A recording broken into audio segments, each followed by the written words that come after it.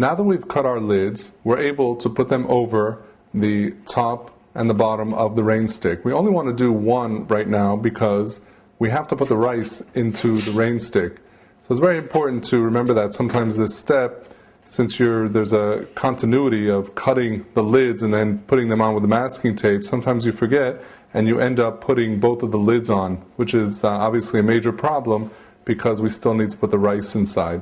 So just trying to remember that we're only doing one of the lids at this point in time in the project.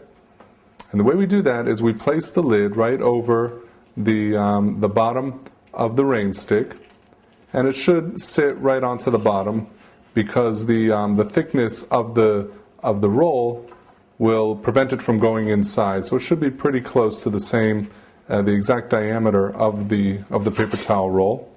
And we let it sit on the bottom, and then we take some masking tape and just put it right around the perimeter, around the edge, closing it off. And you can put a few pieces on there. We want that lid to stay in place because we don't want pieces of rice falling out all over the place. It's very important that it is held in place securely. And then fold the tape down so it just fits right over the end and it's not hanging out. And it should create a nice clean type of seal for the rain stick.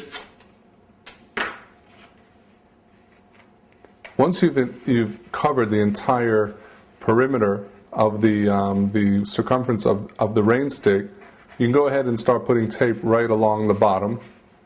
And this way it will also create a uniform color on the end of the stick, which will be totally covered with the masking tape.